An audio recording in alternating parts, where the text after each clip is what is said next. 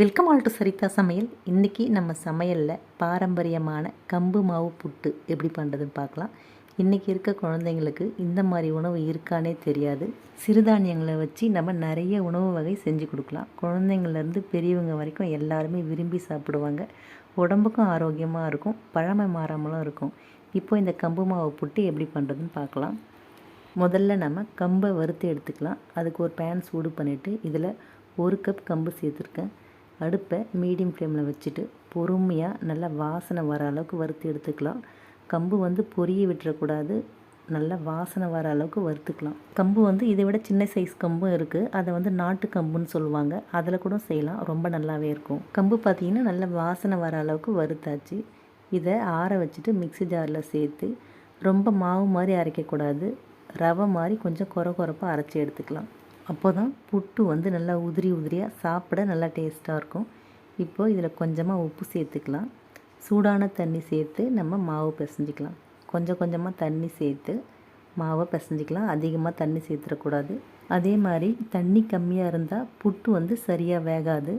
நம்ம மாவை பிசைஞ்சிட்டு இது மாதிரி கையில் அள்ளி பிடிக்கும்போது நமக்கு பிடிக்கிறதுக்கு வரணும். அந்தளவுக்கு இருந்தால் தான் தண்ணி அளவு நமக்கு கரெக்டாக இருக்குன்னு அர்த்தம். அடுத்து நம்ம புட்டை வேக வச்சுக்கலாம். அதுக்கு ஒரு இட்லி தட்டு எடுத்துருக்கேன். இதில் மேலே நம்ம ஃபுல்லாக எண்ணெய் தடவி விட்டுடலாம். நம்ம எண்ணெய் தடவி அது மேலே சேர்த்து வேக வைக்கலாம். அப்படி இல்லைன்னா நம்மக்கிட்ட துணி இருந்தாலும் நினச்சிட்டு இந்த இட்லி தட்டு மேலே சேர்த்து மாவெல்லாம் அதில் சேர்த்து விட்டு மூடி வச்சு வேக வச்சுக்கலாம். இட்லி தட்டு மேலே எண்ணெய் தடவிட்டு மாவை நம்ம இது மேலே சேர்த்துக்கலாம். நான் எல்லா மாவுமே சேர்த்துட்டேன். சப்போஸ் மாவு அதிகமாக இருந்ததுன்னா நம்ம 2 பேட்சாக கூட வேக வச்சு எடுத்துக்கலாம். மாவை இட்லி தட்டில் சேர்த்ததுக்கப்புறம் நம்ம இட்லி எப்படி வேக வைப்போமோ அதே மாதிரியே நம்ம வேக வச்சு எடுத்துக்கலாம். இட்லி குக்கரில் கொஞ்சமாக தண்ணி சேர்த்து சூடானதுக்கப்புறம் நம்ம இந்த மாவை எடுத்து அதில் வச்சு விட்டு மூடி வச்சு 10 நிமிஷம் வேக வச்சுக்கலாம். நம்ம வறுத்த கம்புன்றதுனால அது சீக்கிரமாகவே வெந்துடும். 10 நிமிஷம் வெந்தாலே போதும், சூப்பராக வெந்துடும். 10 நிமிஷம் வேக வச்சதுக்கப்புறம் புட்டு நல்லாவே வெந்துருச்சு. இப்போது இதை எடுத்து வேறு பிளேட்டில் மாற்றி ஆற வச்சுக்கலாம். இப்போது ஒரு பேன் சூடு பண்ணிவிட்டு இதில் 1 ஸ்பூன் நெய் சேர்த்து நல்லா உருகி வந்ததும் இதில் 10 முந்திரியை சின்னதாக உடச்சி சேர்த்துக்கலாம். முந்திரி பருப்புக்கு பதில் நம்மக்கிட்ட வேர்க்கடலை இருந்தாலும் வறுத்துட்டு சேர்த்துக்கலாம். அதுவும் சாப்பிட நல்லா டேஸ்ட்டாக இருக்கும்.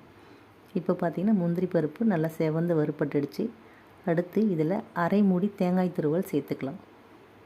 சேர்த்து இந்த நெய்யில் நல்லா 2 நிமிஷம் வதக்கி விட்டுடலாம். தேங்காயை நெய்யில் சேர்த்து வதக்கும்போது நம்ம 2 நாள் கூட புட்டை வச்சுருந்து சாப்பிட்லாம், ரொம்ப நல்லாயிருக்கும். இப்போது தேங்காய் வதக்கி 2 நிமிஷத்துக்கு அப்புறம் அடுப்பை ஆஃப் பண்ணிவிட்டு நல்லா ஆறுனதுக்கப்புறம் நம்ம வேக வச்ச கம்பு மாவை இது கூட சேர்த்துக்கலாம். இது கூடவே 3/4 கப் பொடிச்ச வெல்லம் சேர்த்துருக்கேன். இனிப்பு நம்ம விருப்பத்துக்கு ஏற்ற மாதிரி சேர்த்துக்கலாம். நம்ம வெல்லத்துக்கு பதில் நாட்டு சர்க்கரை இருந்தாலும் சேர்த்துக்கலாம், அதுவும் ரொம்ப நல்லாயிருக்கும். வெல்லம் சேர்த்ததுக்கப்புறம் இதில் 1/2 ஸ்பூன் ஏலக்காய் பொடி சேர்த்துக்கலாம். சேர்த்து நல்லா கலந்து விட்டுடலாம்.